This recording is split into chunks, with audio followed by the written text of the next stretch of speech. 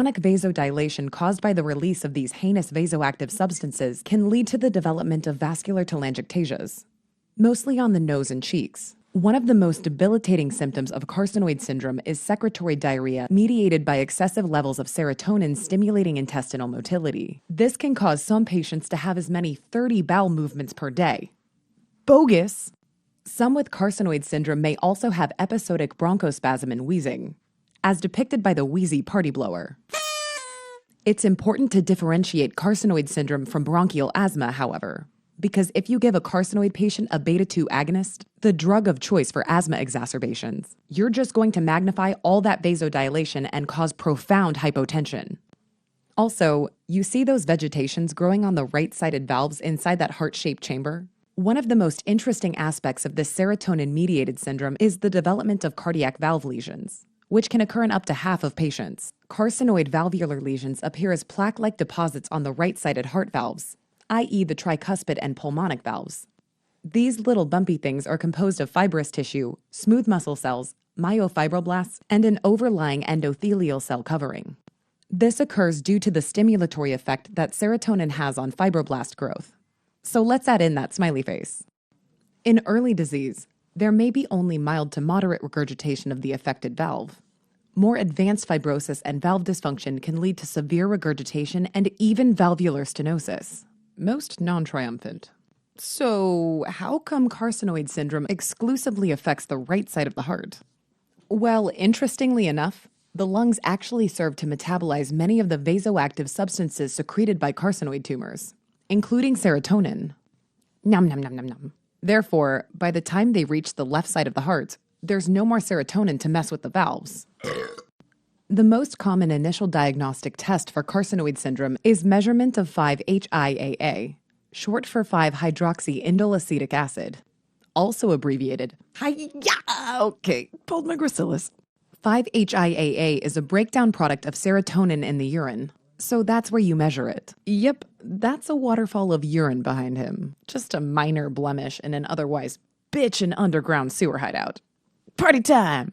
If the test is positive, the tumor can be localized with CT imaging or radionucleotide-labeled somatostatin scans, which detect the high levels of somatostatin receptors expressed by many carcinoid tumors. The treatment of choice for carcinoid tumors is surgical excision. However, due to the tumor's predilection for metastasis, removal can be difficult. In addition to surgery, somatostatin analogs such as octreotide are frequently used for symptomatic relief of carcinoid syndrome. Octreotide can bind to the somatostatin receptors on carcinoid tumors and inhibit the release of serotonin and other bioactive hormones produced by these tumors. Hear that, kids? Sometimes partying in moderation is cool too. That's our somatostatin stop sign in the back there, by the way. It even has 8 sides to remind you of the drug name, octreotide. Shwing! And that's it for carcinoid tumors. Let's move on to a less common cancer of the small bowel, adenocarcinoma. Embodied in this scene by... Wait, could it be? No way, dude! It's Super Pincher, an evil, cancerous, mutated, crab guy. Also, you see all those bubbles? All glandy and stuff? This is to remind you of adenocarcinoma specifically, which usually shows glandular structures. While it was once the most common, adenocarcinoma of the small bowel has taken a back seat to carcinoid tumors. So we'll only discuss adenocarcinoma briefly here, with a much more detailed discussion in our colorectal cancer sketch. We've placed him in the more proximal small bowel segment because most small bowel adenocarcinomas are found in the duodenum, although many may present in the terminal ileum. But more on that in a moment. Like colorectal cancer, adenocarcinoma of the small bowel starts out as an adenomatous polyp. It's thought that the adenoma-carcinoma sequence is similar to that of the colon, but is less well characterized. Be sure to check out our colorectal cancer sketch for an exhaustive look at the adenoma-carcinoma sequence.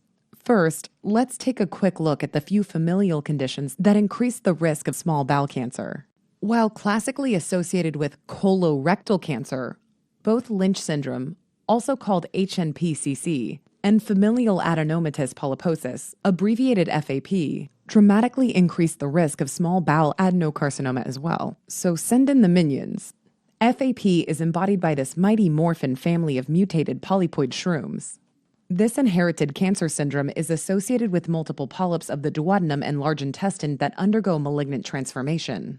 Lynch syndrome involves messed up mismatch repair. No polyps this time, however.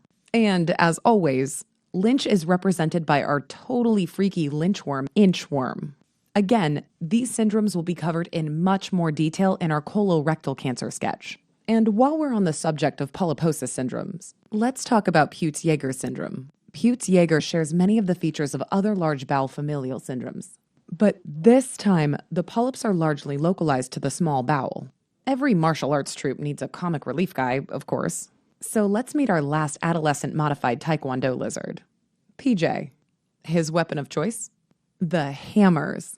Meant to remind you that Peutz-Jeghers involves the development of multiple non-neoplastic hamartomas throughout the gut, but primarily centered in the small bowel. This occurs because of an autosomal dominant mutation in a tumor suppressor gene. So notice that we've incorporated our autosomal dominant domino design into each hammer. Hamartomas begin to form early in life and, while usually asymptomatic, can cause bowel obstruction, GI bleeding, or mesenteric ischemia. Since hamartomas are non-neoplastic polyps, one would think that the risk of cancer shouldn't be affected.